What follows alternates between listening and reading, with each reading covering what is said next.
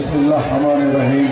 Guys पे तशरीफ़ फरमा जनाब सैयद अहमद पाशा कादरी साहब मोतमद उमूमी मजलिस इत्तेहादुल मुस्लिमीन व एमएलए हल्का चार मीनार, जनाब मुमताज़ अहमद खान साहब एमएलए हल्का याकूतपुरा, जनाब मोहम्मद मौजम खान साहब एमएलए बहादुरपुरा और जनाब मोहम्मद माजिद हुसैन साहब mayor greater Hyderabad municipal corporation, मेरी साथी कॉरपोरेटर, गाइस पे तशरीफ़ फरमा मजलिस इत्तेहादुल मुस्लिमीन के कायदीन, बुजुर्गों, दोस्तों, साथियों, पद से पर्दा बैठ कर सुनने वाली मेरी इज़्ज़त माँ और बहनों, आज का एक अज़ीम शान जलसा हालात हाज़िरा जो चिलकलगुड़े में मुनक़िद किया गया है, मैं जानता हूँ ये चिलकलगुड़े की आवाम है। यहाँ पर से जब लोग आ रहे थे तो मुझे ये महसूस हुआ ये बहादुरों की बस्ती है, यहाँ पर न सिर्फ बहादुर रहते हैं बल्कि बहादुर बसते हैं। चूँकि चिलकलगुड़े में जब जलसे के परमिशन के लिए डाला गया तो पुलिस वालों ने कहा हम यहाँ परमिशन नहीं देंगे, हम वहाँ परमिशन नहीं देंगे, इसीलिए एक कोने में परमिशन दे दिए ताकि चिलकलगुड़े के अंदर मजलिसी कायदीन आने के लिए दुश्वारी हो। मगर मैं जानता हूँ ये चिलकलगुड़ा है, पहले तो अव्वल तो किसी को अपना बोलते नहीं, अपना बोले तो छोड़ देंगे। ये चिलकलगुड़े की ताकत है। मजलिस इत्तेहादुल मुस्लिमीन की डाइस है, ये मजलिस इत्तेहादुल मुस्लिमीन का प्लेटफॉर्म है। यहाँ पर हर नौजवान, हर बुजुर्ग, हर बच्चा यहाँ पर हमेशा जब कभी भी रहता है तो वो करंट की तरह रहता है, क्योंकि मजलिस इत्तेहादुल मुस्लिमीन को जो छोटी जमात बोलते हैं, मैं उनसे कह देता हूँ मजलिस इत्तेहादुल मुस्लिमीन जो छोटी तुम समझ रहे हो, बंदूक की नाली देखने को लंबी होती, चलने वाली गोली होती है मजलिस चलने वाली गोली होती वो मजलिस इत्तेहादुल मुस्लिमीन है। यहाँ के जो कायदीन है नक़ीब मिल्लत बैरिस्टर असदुद्दीन ओवैसी साहब जब ठहर कर पार्लियामेंट में तकरीर करते हैं तो ऐसा लगता है असदुद्दीन ओवैसी साहब जब तकरीर करते हैं तो पूरे 541 साले सुनने के लिए परेशान होते हैं, क्योंकि जब बरसता है किसी की मजाल नहीं है कि उसके सामने ठहरे।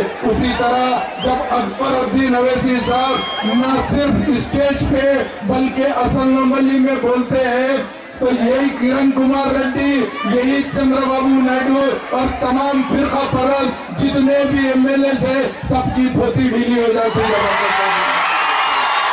जब अकबर साहब बोलने को ठहरते तो सबकी धोती ढीली होती, क्योंकि इन्हों जानते हैं मजलिस इत्तेहादुल मुस्लिमीन एक सेकुलर जमात है। मजलिस इत्तेहादुल मुस्लिमीन हमेशा अपने भाई, दलित भाई, बीसी भाई सबको लेके चलती है। हमारा मकसद सेकुलरिज्म है। ये लोग दिखावे की सेकुलरिज्म की बात करते हैं, मगर मजलिस इत्तेहादुल मुस्लिमीन हमेशा 1986 में जब बलदिया में कब्जा किया, लोगों की सोच थी कि मजलिस आकर किसको मेयर बनाएंगी, मगर सालार मोहतरम की दूरअंदेशी थी। सबसे पहले दलित भाई को, प्रकाश राव को मेयर बनाकर ये बता दिया अगर मजलिस इत्तेहादुल मुस्लिमीन वाहिद सेकुलर जमात है, ये जो सिकंदराबाद हल्के असेंबली और सिकंदराबाद पार्लियामेंट है, यहाँ से मजलिस अगर गुजरी तो लोग परेशान हो रहे हैं। तो मैं कहता हूँ ये चिलकलगुड़े की गलियां है, यहाँ से कांग्रेस भी आती, बीजेपी भी आती, तेलुगु देशम भी आती, मगर वापस जाने का रास्ता किसको भी नहीं मालूम, सिवाय मजलिस को मालूम है। क्योंकि यहाँ का जो जोश है, ये जोश से पता चलता है यहाँ की आवाम एक पैर यहाँ पटकी तो उधर मोदी की क्या हालत होती वो खाती चलती। आप जानते हैं आज फिरका परस्ती का आलम ये हो गया है। यही चंद्रबाबू नायडू जो अपने 9 साल दौर के अंदर ये कहता है कि मैंने डेवलप किया। मैं पूछना चाहता हूँ चंद्रबाबू नायडू से, तुम्हारे दौर के अंदर तमाम लोग परेशान परेशान थे, मकानदार को किराएदार की हैसियत हो गई थी, चूंकि टैक्स इतने बढ़ गए थे, नल के पैसे बढ़ गए थे, लाइट के पैसे बढ़ गए थे, और तुम किधर डेवलपमेंट की बात करते हो। बाबू, आज जो तुम सोच रहे हो, तुम्हारी सोच कभी पूरी नहीं होगी। तुम समझ रहे हो कि ये नरेंद्र मोदी के हाथ में हाथ डालकर तुम उछल उछल के ये कहेंगे कि मैं मर्द नहीं है तो क्या होता, मेरा भाई मर्द है। अरे ये तुम्हारे ड्रामे चलने वाले नहीं है बाबू। बाबू, अब तुम जो साइकिल पर सवारी कर रहे हो, पहले वो साइकिल को गौर से देख लो, सीट का पता ही नहीं है, कहाँ बैठ गए, कहाँ का तकलीफ है, तुमको नहीं मालूम है। मगर आज तुम जो बीजेपी को लेके चल रहे हो, तो मैं ये बोलना चाहता हूँ, अब तुम्हारे पास सवारियां बढ़ गए, साइकिल बेच के रिक्शा ले लो। जब दिल में आया खुद भी चला लो, जब दिल में आया सवारी भी मार लो। चूंकि अब तुम्हारी हालत वही हो गई है।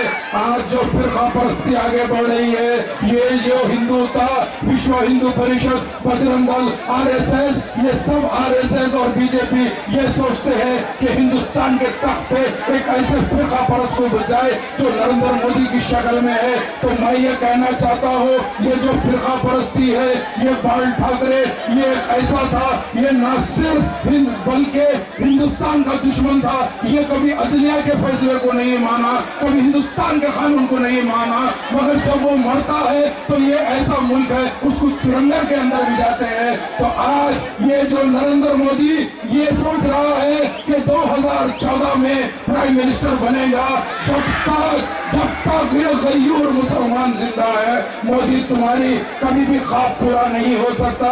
उसकी वजह ये है कि ख्वाब देखना बहुत अच्छी बात है, 2014 के बाद यही होगा। मैं ये कहता हूँ कि बच्चा अम्मा को बोला कहते, अम्मा अम्मा शादी नहीं करे, शादी के बात करो, बहुत मजा आता। ये नरेंद्र मोदी अपने आप को प्राइम मिनिस्टर के दावे डाल रहा, ठीक है, कोई बात नहीं। मजलिस इत्तेहाद मुस्लिमीन से आप लोग वाबस्ता रहिए। मजलिस इत्तेहाद मुस्लिमीन एक ऐसी सियासी जमात है जो हमेशा आप लोग के बीच में रहती है। जमात का जो भी फैसला हो, आप लोग लब्बैक कहना है। और आइंदा जब कभी भी जलसा होगा तो आपको ये सोच लेना है, अब की बार जलसा की जगह जो हम चाहेंगे वहीं पर होगा। चाहे गोलियां चलो, लाठियां चलो, हम बर्दाश्त नहीं करेंगे। उन लोगों का जो स्टाइल है हम हरगिज़ बर्दाश्त नहीं करेंगे। इंशाअल्लाह आने वाले दौर के अंदर जमात जो भी फैसला करी उसको कबूल करना है। इंशाअल्लाह ताला जिंदगी बाकी रही तो दोबारा मुलाकात होगी। चूंकि वक्त की कमी है, कायदीन बैठे हुए हैं, आपको दोबारा बात करूंगा इंशाअल्लाह। शुक्रिया खुदा।